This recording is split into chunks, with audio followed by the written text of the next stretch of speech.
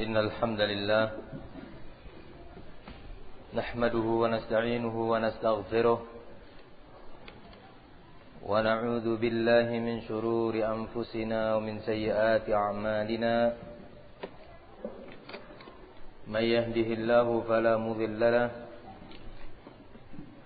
ومن يضلل فلا هادي له وأشهد أن لا إله إلا الله وحده لا شريك له وأشهد أن محمدا عبده ورسوله صلى الله عليه وعلى آله وصحبه وسلم.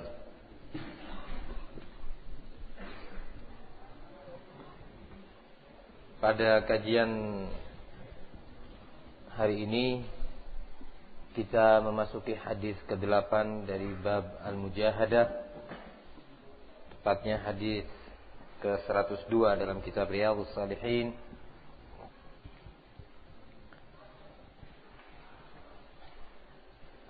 Qala al-muallif rahimahullahu taala at-thamin, berkata Imam An-Nawawi Abu Zakaria rahimahullahu taala yang ke-8, an Abi Abdullah Hudzaifah bin al-Yaman radhiyallahu anhuma, dari sahabat Hudzaifah ibn al-Yaman yang Allah telah meridai keduanya. Kunyah beliau Abu Abdullah. Qala sallaitu ma'an nabi sallallahu alaihi wasallam dzata lailatin. Aku pernah salat di suatu malam bersama Rasulullah sallallahu alaihi wasallam.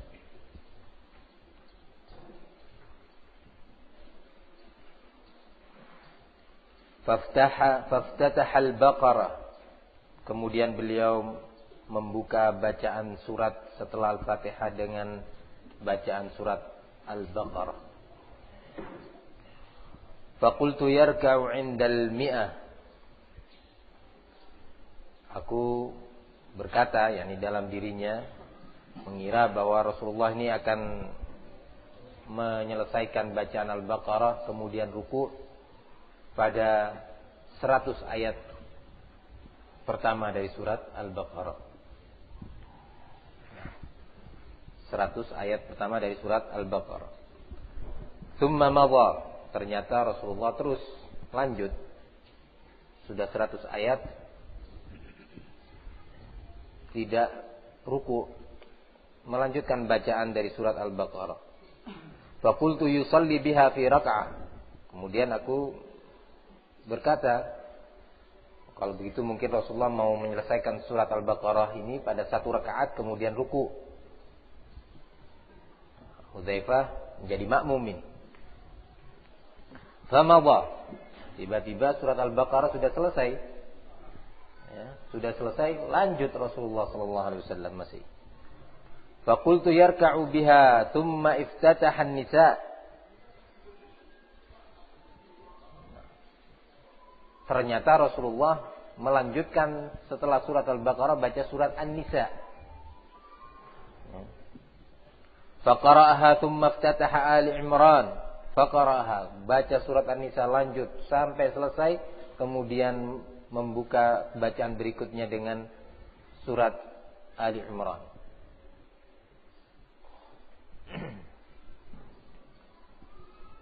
Coba dilihat yang punya mushaf, berapa halaman itu? Dari surat Al-Baqarah sampai An-Nisa akhir, coba lihat yang punya mushaf, berapa halaman itu? Nah, yang jelas 5 juz ya ada, kurang lebih. Sampai akhir surat An-Nisa terakhir. 106 halaman cuma. 106 halaman satu rakaat. Qala yaqra'u mutarassilan. Bacanya itu mutarassil, ayatan ayat. Ya. Bukan kayak semaan itu ya. Makanya karena cepat sekali ini enggak baca. Alif lam mim dzal Dzalikal kitabu la raiba fihi hudal lil muttaqin alladzina yu'minuna ila akhir. Pelan-pelan gitu. Ini makna mutarassilan.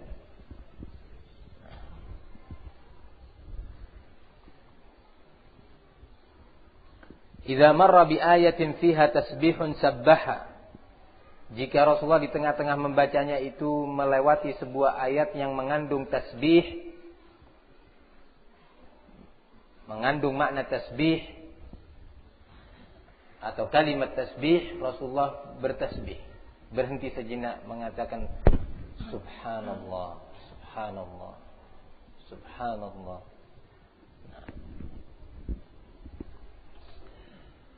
Wa idza marra bi su'alin sa'al wa idza marra bi ta'awudin ta'awwada. Jika melampaui atau membaca sebuah ayat yang mengandung permintaan permohonan kepada Allah,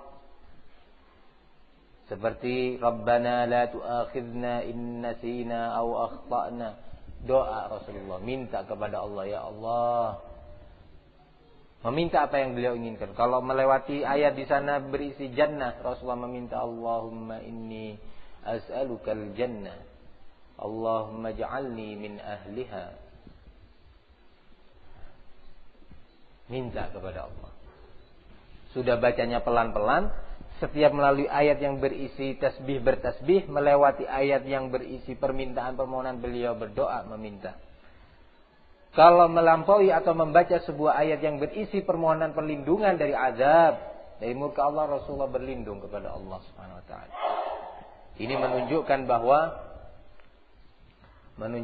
betapa Rasulullah SAW benar-benar merenungi ayat-ayat Al-Quran, membaca ayat demi ayat. Yang kedua, ini menunjukkan bahwasanya Rasulullah SAW orang yang paling besar pengharapannya kepada Allah, dan sekaligus sebagai orang yang paling takut terhadap azab Allah Subhanahu wa taala. Beda dengan kita. Mendengar ayat dibacakan berisi jannah, kita ngantuk. Nah, berisi cerita tentang atau menyebutkan tentang an-nar, kita maaf saja angop. Nah, sebentar betulkan kopi ya, sebentar yang gini, sebentar begitu. Nah, memang beda.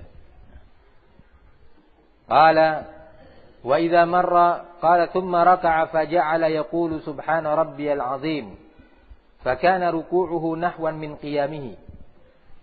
Kemudian Rasulullah ruku' setelah itu dan membaca dalam ruku'nya subhana rabbiyal azim, di mana panjang masa lama ruku'nya itu mirip dengan masa berdirinya. Nah, ya kalau 106 halaman itu kira-kira berapa waktu yang dibutuhkan? Hah?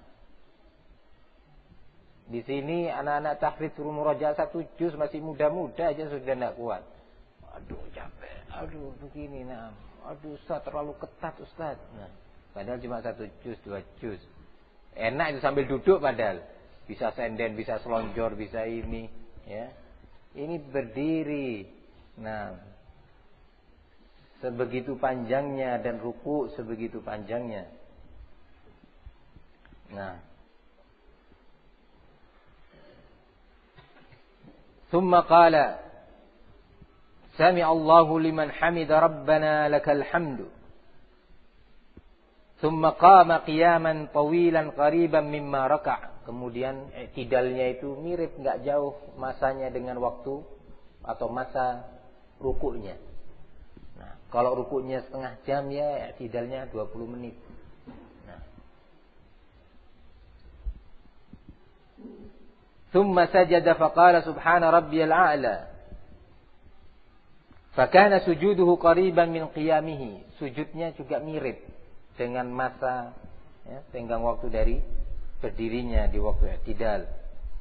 Rawahu Muslim. Hadis ini diriwayatkan oleh Imam Muslim. Dalam hadis ini ada beberapa faedah ilmiah. Di antaranya adalah boleh melakukan salat malam, qiyamul lail atau tahajud dengan secara berjamaah walaupun di luar bulan Ramadan. Hal ini sebagaimana juga akan disebutkan dalam hadis Abdullah bin Mas'ud yang akan datang, dan itu juga pernah dilakukan oleh Rasulullah bersama Ibnu Abbas dan beberapa sahabat yang lainnya. Tapi itu dilakukan kadang-kadang. Nah, kadang-kadang. Kalau di bulan Ramadan maka memang dilakukan secara berjamaah dalam salat tarawih. Dalam hadis ini juga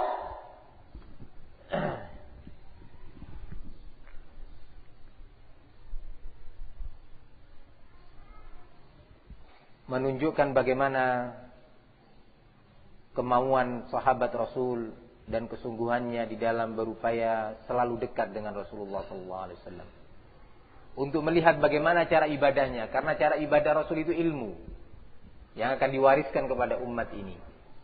Untuk ingin tahu dia apa yang dilakukan oleh Nabi di malam hari sehingga menjadi sebuah syariat bagi umat ini. Laqad kana lakum fi Rasulillahi uswatun hasanah. Maka para sahabat berlomba-lomba untuk dekat kepada Rasulullah sallallahu alaihi wasallam. Dan ini dilakukan oleh banyak sahabat. Kemudian juga dalam hadis ini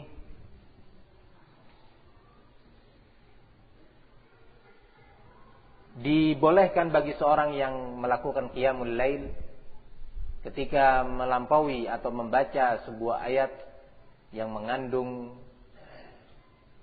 tasbih, untuk dia bertasbih. Misalkan ayat sabbaha lillahi ma fis samawati wa ma fil ard, maka dia mengucapkan subhanallah, subhanallah. Boleh pada waktu qiyamul lail. Begitu juga ketika melalui ayat tentang jannah di dalam Al-Quran, dan banyak sekali ayat tentang jannah,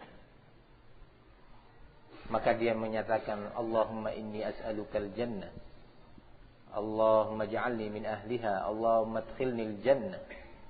Nah. Begitu juga ketika melampaui ayat yang berisi tentang an-nar, tentang al-jahim, tentang jahannam, diperbolehkan, bahkan disunnahkan pada qiyamul lail kita berhenti sejenak, kemudian kita mengucapkan itu. Sebagaimana dicontohkan oleh Rasulullah sallallahu alaihi wasallam. Wa khairul hadi hadi Muhammad sallallahu alaihi wasallam. Sebaik-baik contoh petunjuk adalah petunjuk Rasul sallallahu alaihi wasallam. Pertanyaannya sekarang, apakah boleh dalam salat 5 waktu? Sebagian ulama membatasi amalan ini hanya pada qiyamul lail saja. Sebagiannya membolehkan, tetapi dengan batasan bahwa tidak sering dilakukan, ya, pada selain sholat qiyamul lail, pada sholat 5 waktu. Kemudian kita tidak menghimbau orang lain untuk melakukannya, dalam pengertian kalau ada yang tidak melakukan dalam sholat 5 waktu, tidak kemudian kita katakan, kenapa kamu tidak berlindung dari an-nar padahal kamu tadi baca? Kenapa kamu tidak memohon jannah padahal tadi sudah disebutkan kalimat al-jannah? Namun pada qiyamul lail enggak apa-apa kita melakukan, bahkan menghimbau saudara kita. Ya akhi, kalau antum pas baca tadi melewat ini, berhenti sejenak baca, minta kepada Allah al-jannah. Nah, ini faidah yang berikutnya. Kemudian di antara faedahnya adalah dibolehkannya membaca surat Al-Quran dalam satu rakaat, beberapa surat sekaligus digabung.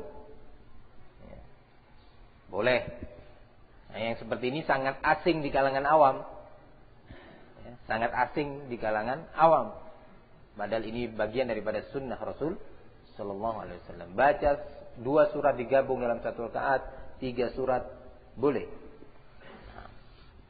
Rasulullah melakukan di sini dalam satu rakaat surat Al-Baqarah, kemudian Nisa, kemudian Ali Imran. Faedah berikutnya adalah bolehnya membaca surat tidak secara tertib. Secara urutan, setelah Al-Baqarah, Ali Imran dulu, baru Nisa. Tetapi Rasulullah membaca Nisa, baru setelah itu Ali Imran. Nah,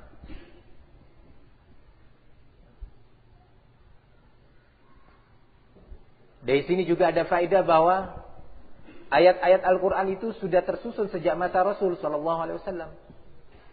Sejak Rasulullah masih hidup, walaupun Al-Quran baru ditulis, dikumpulkan setelah masa Utsman bin Affan radhiyallahu anhu. Tapi di masa Rasul sudah ada dan sudah ada namanya. Ternyata Hudzaifah bin Yaman menyebutkan baca Al-Baqarah. Berarti surat Al-Baqarah sudah tersusun ayat-ayatnya secara tertib. Jadi nggak benar bahwa itu adalah ijtihad sahabat, tidak. Itu adalah berdasarkan wahyu, urutan-urutan Al-Quran dan peletakan ayat-ayatnya berdasarkan wahyu. Di mana Rasulullah membacakan. Sebagian kadang-kadang Rasulullah menyebutkan taruh ayat ini di surat ini, taruh ayat ini di surat ini. Kadang-kadang Rasulullah membaca Al-Quran secara berurut begitu. Oh berarti tahu sahabat, oh ayat ini letaknya pada surat Taubah. Oh ayat ini terletak pada surat Barakallahu fikum Zukhruf misalkan. Dan seterusnya. Ini faedah yang berikutnya. Kemudian diperbolehkan seorang di dalam ruku atau sujud mengucapkan tasbih lebih dari sekali atau 3 kali. Karena Rasulullah sujud dan ruku yang sangat panjang membaca Subhana Rabbiyal A'la. Dalam rukunya membaca Subhana Rabbiyal Azim. Kalau panjang mirip dengan masa berdirinya, ya, tenggang waktunya itu menunjukkan bahwa tasbihnya banyak. Bisa 70 kali, bisa lebih. Nah, itu pun tidak mengapa. Ini beberapa faedah yang bisa diambil dari hadis ini. Namun terkait dengan bab yang sedang kita kaji, yaitu bab al-mujahadah, bab bagaimana kita bersungguh-sungguh, serius, punya kemauan tinggi di dalam melakukan ibadah dan taqarrub kepada Allah, adalah digambarkan dalam hadis ini bagaimana Rasul, seorang nabi yang sudah diampuni dosa-dosa yang masa lalu dan yang akan datang. Inna fatahna laka fatham mubina liyaghfira laka Allah ma taqaddama min dzambi wa ma ta'akhkhar. Itu pun Rasulullah masih seperti ini ibadahnya. Sudah kita lalui dari hadis Aisyah bagaimana Rasulullah salat hatta tatawarram qadamah, dalam riwayat lain tatafattar qadamah, sampai bengkak, sampai pecah kakinya itu. Lamanya berdiri di dalam qiyamul lail. Ini menunjukkan semua adalah mujahadah Rasul sallallahu alaihi wasallam, bagaimana beliau menundukkan hawa nafsunya. Hawa nafsu kita pinginnya tidur, santai-santai, leye-leye, ya. Sembujung kaki, enak, kembang sedikit senam, ya. Nah, itu hawa nafsu kita. Nah, tapi Rasulullah sallallahu alaihi wasallam mengalahkan hawa nafsunya dan ditundukkan. Wa amma man khafa maqama rabbi wa nahan nafsa 'anil hawa fa innal jannata hiyal ma'wa. Sementara orang-orang yang takut kepada Allah kemudian menghalangi, mencegah hawa nafsunya, tidak mau menuruti hawa nafsunya, maka balasannya adalah al-jannah. Hawa nafsu kita memang harus dikekang dan harus dikalahkan, dan itu bagian daripada jihad. Nah, bagian daripada jihad yang cukup besar, yang cukup berat. Maka dari itu butuh adanya mujahadah, upaya yang sungguh-sungguh di dalam menaklukkan hawa nafsu itu. Nah, hawa nafsu kita pada jam-jam seperti ini, ya, ngantuk biasanya, ya kan? Ngantuk. Dengarkan. Nah, ini hawa nafsu. Tapi iman mengatakan ini sedang mendengarkan ayat, mendengarkan hadis, kalamullah ini. Ya. Ini berita dari Allah, bukan berita dari surat kabar. Maka dia bangun. Ini berita dari Rabbul Alamin yang memberi saya rizki, yang memberi saya kesehatan, yang memberi saya iman, yang saya akan kembali bertemu dengannya, diminta pertanggungjawaban. Maka dia serius mendengarkan. Nah, ini mujahadah, butuh mujahadah. Di jam-jam seperti ini, bagi para pebisnis, jam yang sangat efektif untuk mendapatkan penghasilan. Apalagi hari Ahad, ya, yang jual es, yang jual bakso, luar biasa larisnya. Hari libur. Nah, dan seterusnya dari berbagai macam usaha. Tapi dia menahan dirinya, mengekang dan memerangi hawa nafsunya untuk duduk di rumah Allah, belajar, mendengarkan ilmu, ibadah, taqarrub. Ini semua membutuhkan mujahadah. Nah, begitu juga qiyamul lail.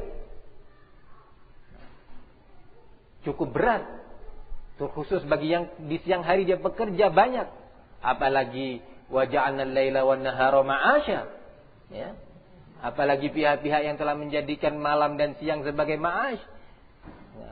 Tidak lagi wa ja'alna al-laila libasa wa ja'alna an-nahara ma'asya, tapi digabung sama dia. Wa ja'alna al-laila wan nahara ma'asya. Nah,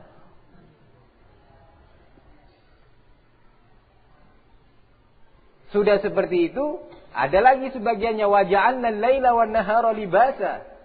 Siang dan malam tidur tok kerjanya. Ada yang seperti itu. Nah, ini hawa nafsu kita, maunya santai. Tapi seorang yang mengerti tentang rendahnya dunia, hinanya dunia, bahwa dia bersifat sementara dan akan selesai, dan tahu serta mengerti betapa berharganya akhirat, betapa panjangnya akhirat, dia akan berupaya mengalahkan hawa nafsunya. Nah, menuntut ilmu agama dengannya dia mengerti halal wal haram, mengerti hak dan batil. Bagaimana Rasulullah mencontohkan kepada kita dengan contoh seperti ini. Qala al-muallif rahimahullah at-tasi' an Ibnu Mas'ud radhiyallahu anhu. Yang ke-9 dari sahabat Abdullah bin Mas'ud. Qala shallaitu ma'an Nabi sallallahu alaihi wasallam lailatan. Aku pernah salat di suatu malam bersama Rasulullah. Kalau tadi Hudzaifah, maka sekarang Abdullah bin Mas'ud. Abdullah bin Mas'ud adalah salah seorang sahabat yang banyak membantu memberikan khidmah, ya, melayani Rasulullah sallallahu alaihi wasallam sebagai pelayan Nabi. Nah, maka dari itu Abdullah bin Mas'ud termasuk salah seorang sahabat yang banyak meriwayatkan hadis dan dinyatakan sebagai salah satu mufassir Al-Qur'an karena memang banyak berteman dengan Rasul. Kemana Rasulullah pergi diikuti oleh beliau. Nah, tentunya konsekuensinya adalah dia mendapatkan sedikit dari dunia. Karena bersama Rasul terus. Kapan dia mau bekerja? Kapan dia mau mendapatkan perkara duniawi? Terus bersama Rasul. Tapi subhanallah, di suatu hari ketika ada sebagian pihak yang sempat tertawa karena betis Rasulullah, betis Abdullah bin Mas'ud yang sangat kecil, ya, kecil betisnya dia. Nah, kemudian Rasulullah menyatakan inna hadzal saq fil jannah. Sesungguhnya betis ini berada di jannah. Nah, dan masih hidup loh itu. Abdullah bin Mas'ud disebutkan seperti itu masih hidup. Mendengar dari Rasul sallallahu alaihi wasallam. Nah, kalau kita mendengar seperti itu, sudah. Nah, yaitu wa ja'alna al-laila wan nahara ma'asya, sudah. Sudah dapat rekomendasi di jannah. Nah, sudah selesai. Nah, barakallahu fikum.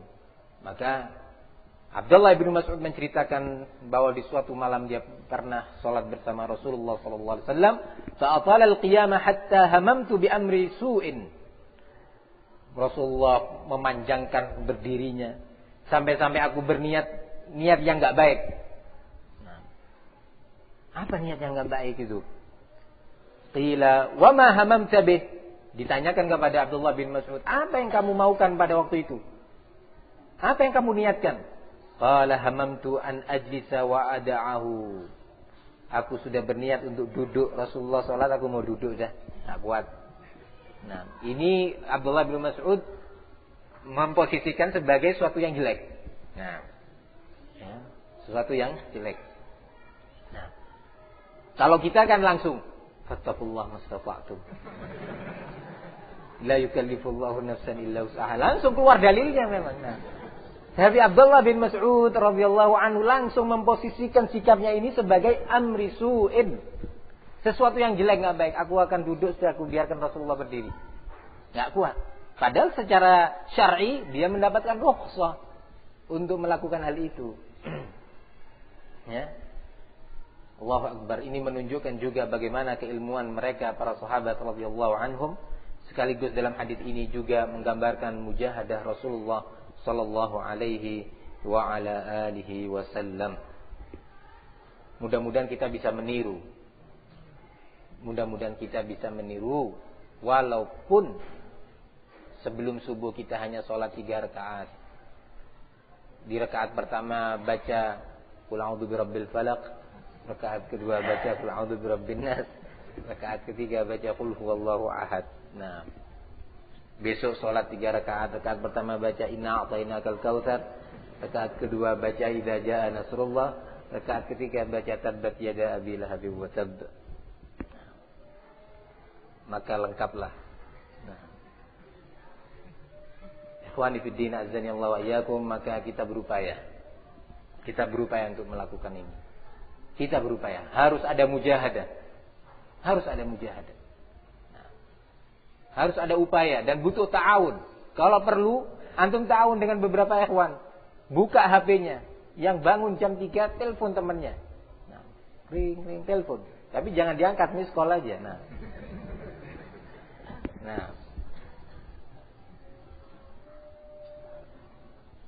mujahadah tapi ekonomis. Nah, usahakan kita bisa seperti ini, walaupun hanya sebatas itu. Kita bangun, kita angkat tangan kepada Allah, mengangkat kedua tangan kita berdoa, memohon kepada Allah Subhanahu Wa Taala. Harus ada mujahadah. Nah. Qala rahimahullahu taala,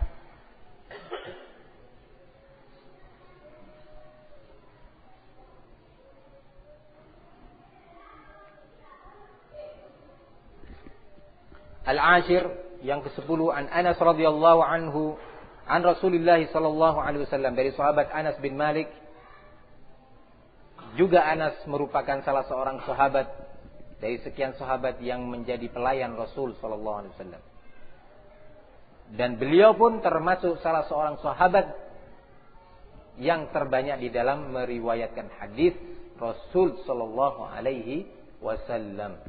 Kalau Rasulullah mau wudu, diambilkan air wudunya. Nah, butuh tongkat, diambilkan tongkatnya. Nah, ini Anas bin Malik. Sehingga beliau banyak mendengar dari Rasul.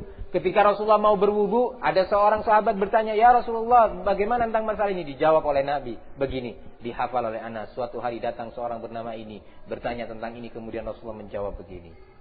Ilmu. Kemana Rasulullah berjalan diikuti oleh Anas bin Malik. Tiba-tiba ada suatu kejadian. Ya.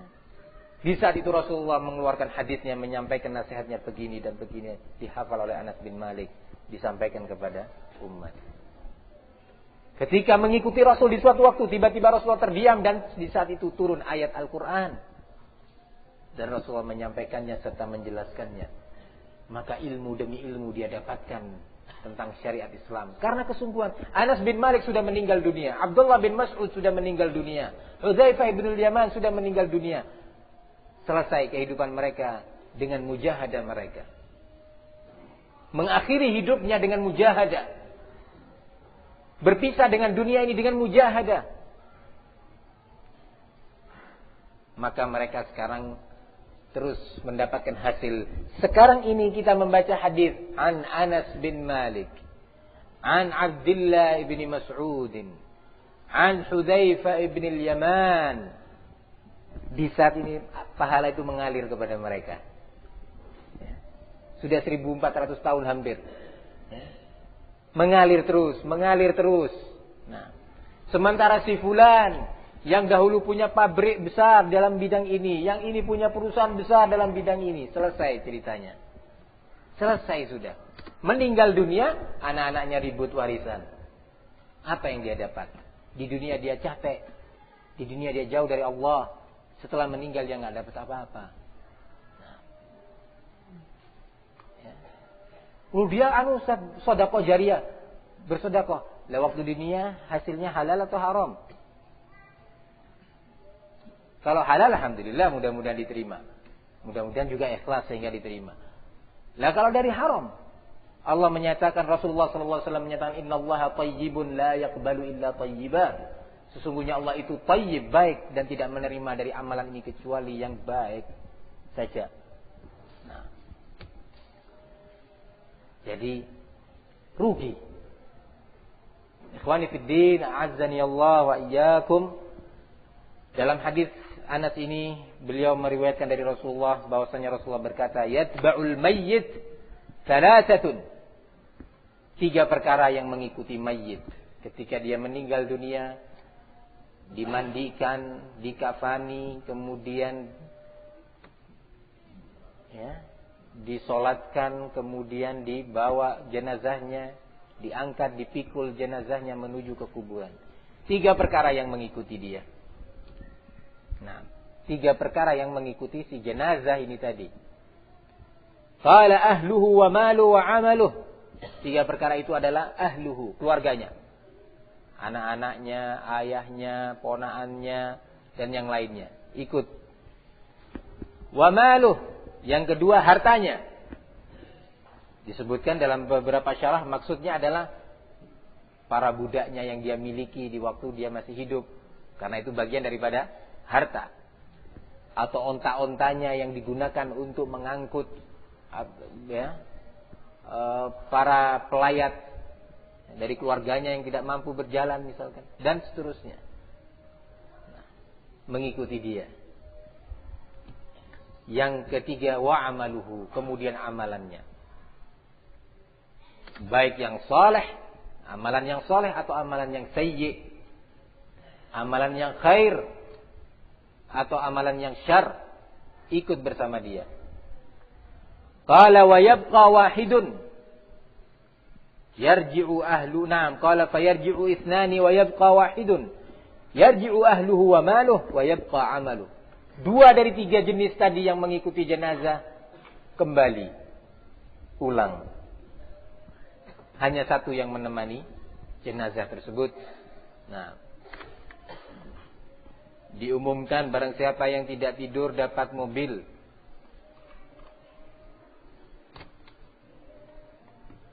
Bisa cengar ini nanti pengumuman ini. Nah, dapat sepeda motor Mio.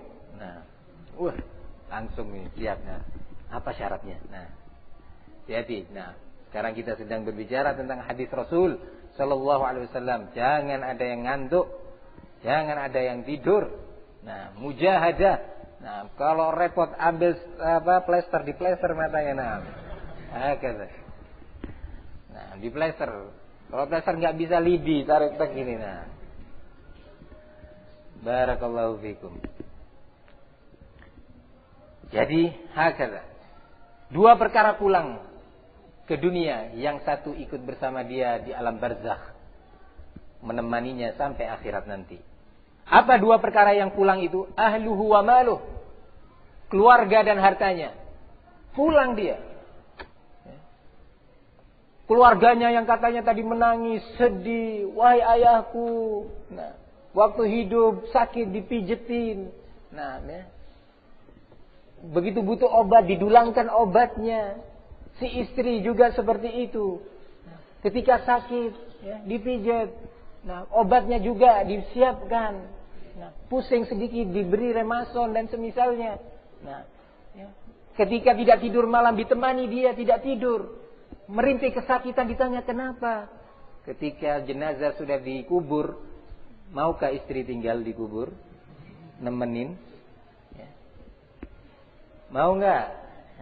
Sudah pulang. Anak-anak kita yang katanya cinta itu, anak-anak emas. Nah, ketika sudah dikubur, mau mereka tinggal dikubur? Nemanin ayahnya, kesian, mungkin digigit semut, mungkin digigit ular, sehingga ularnya disuruh jauh. Ayo pergi. Mau? Nggak ada yang mau, pulang sudah. Nah, si anak sibuk dengan dunianya, yang kuliah pingin lulus segera diwisuda, bagaimana caranya cepat-cepat bisa kawin katanya. Kapan lagi katanya. Nah, sudah lupa sama ayahnya. Nah, lupa sudah pulang, kerja sudah sana sini, berangkat pagi pulang sore. Ayahnya dikubur, menunggu. Nah, sudah selesai, pulang semua. Hanya 1 yang menemani dia, amalannya. Baik amal khair atau amal syarr. Amal khair akan mendatangkan na'imul qabr, nikmat-nikmat yang ada di kubur. Wa amal syarr akan mengundang azabul qabr. Itu saja. Sekarang kita masih hidup. Sekarang kita diberi kesempatan oleh Allah Subhanahu wa taala. Enggak tahu kapan kita meninggal. Bisa meninggalnya kita secara perlahan-lahan sakit, ya. Bisa tidak tiba-tiba meninggal dunia. Nah, apa kita mau menukar sesuatu yang bernilai dengan sesuatu yang rendah? Apakah kita akan menyibukkan dunia? Ya. Sudah punya sepeda motor lumayan. Nah, Astrea tahun 80 misalkan, masih pingin yang Suprafit. Nah, akhirnya banting tulang dia untuk dapat sepeda motor yang lebih. Padahal itu sudah bagus, enak. Nah, zen. Dia kejar bagaimana? Lah kalau dia meninggal, kemana Suprafitnya? Nah, nggak ada semua itu, kembali pulang. Nah, nggak ada teman setia, nggak ada istri setia sampai dunia kubur nggak ada. Nah, ya, sudah pisah. Selesai. Maka kita hendaknya menjadi orang-orang yang bisa menilai, pandai di dalam menilai ini. Yang dinyatakan dalam syair yang pernah saya sampaikan, innalillahi ibadan futana, sesungguhnya ada hamba-hamba Allah yang futana, yang pintar, ya, melihat sesuatu. Talaqud dunya wa khaful fitana, dia ceraikan dunia ini karena dia takut kepada fitnah. Dia ceraikan. Maksudnya, saya bekerja, sudah azan. Gimana ya?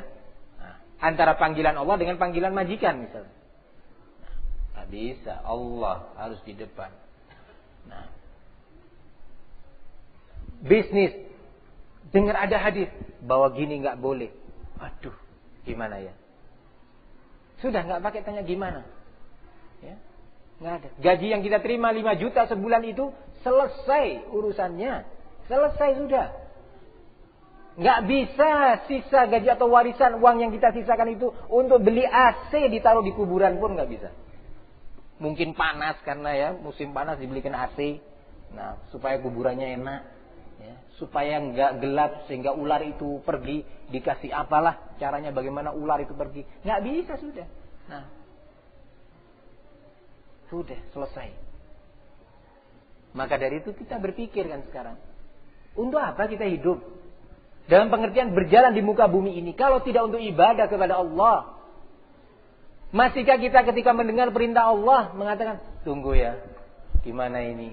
Ketika kita mendengar perintah Rasul, masih kita menyatakan, waduh berat kalau gini ya. Loh, azabul qabr lebih berat dari itu semua. Azabul akhirah lebih berat dari itu semua. Maka ini semua membutuhkan mujahadah dari kita. Kalau kita tahu bahwa 2 perkara, keluarga dan harta kita akan meninggalkan kita kembali setelah kita dikubur, dan yang akan bersama kita itu adalah amal. Kenapa kita tidak memperbanyak amal? Kenapa kita tidak memperbanyak amal di dunia ini? Zikir. Dalam sehari ini berapa kali kita sudah zikir? Beristighfar kepada Allah Subhanahu wa taala. Bertasbih, bertahmid. Qiraatul Quran, hifdzul Quran. Murajaah pelajaran, ilmu, salat, saum, sedekah, nasihat, dakwah, dan seterusnya. Dari seluruh amalan baik ini, kenapa kita tidak segera? Yang itu akan menemani kita sampai akhirat. Kenapa? Maka kita berpikir sekarang, menghitung-hitung. Menghitung-hitung.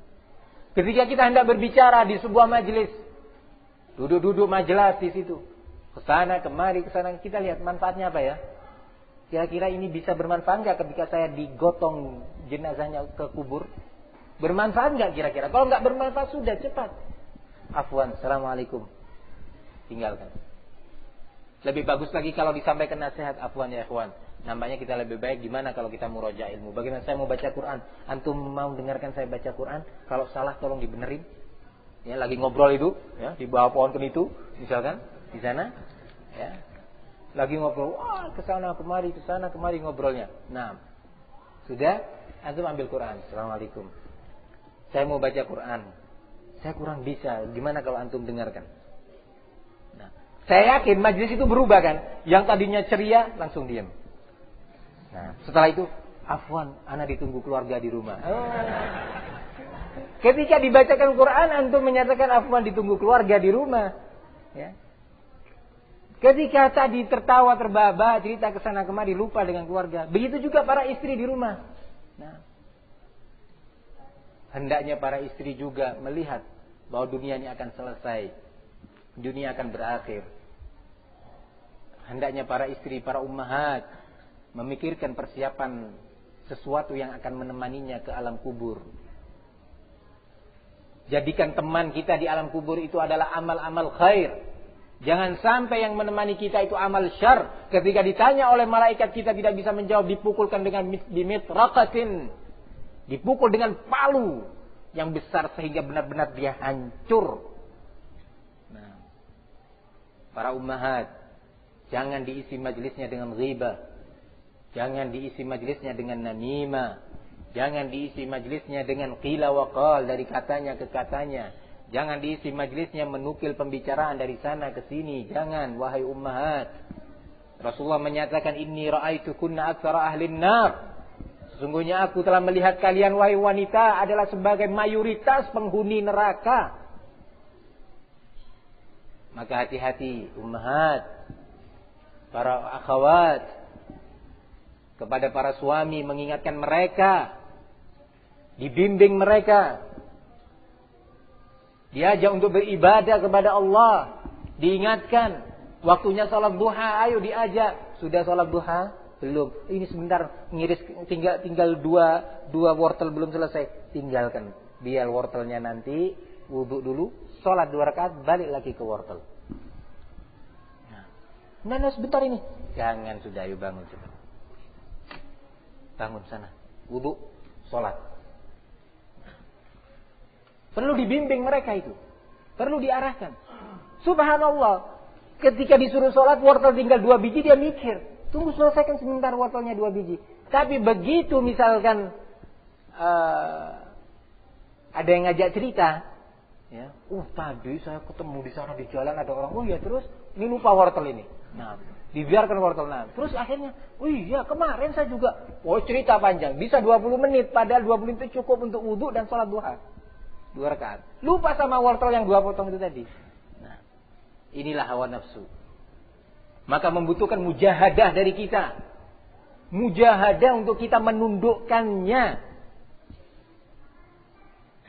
Jangan sampai kita terlena, terbawa oleh hawa nafsu di majlis-majlis yang digiring oleh hawa nafsu. Jangan. Wala tuti' man aghfalna qalbahu wattaba'a hawah wa kana amruhu furuta. Jangan kamu mengikuti orang-orang yang kami lalaikan kalbunya dan cenderung mengikuti hawa nafsu serta urusannya banyak melampaui batas. Jangan diikuti mereka. Majlis-majlis seperti itu jauhi, kecuali majlis qala Allah, qala Rasulullah. Dibaca di sana Al-Qur'an, dibacakan di sana hadis, disampaikan di sana nasihat yang menambah iman. Di situ majlis yang baik, yang akan melahirkan amal khair yang akan menjadi teman kita di alam kubur. Nah, ikhwani fid din, azzani Allah wa iyyakum. Itulah 3 hadis yang bisa kita baca pada siang hari ini. Semoga apa yang kita kaji ini menjadi ilmu yang bermanfaat. Ilmu yang bisa membawa kita kepada al-haq. Dan ilmu yang bisa menambah iman dan amal kita. Amin ya rabbal alamin. Wa sallallahu wasallam wa barak ala nabiyina Muhammad wa ala alihi wa sahbihi wa sallam. Walhamdulillahi rabbil alamin.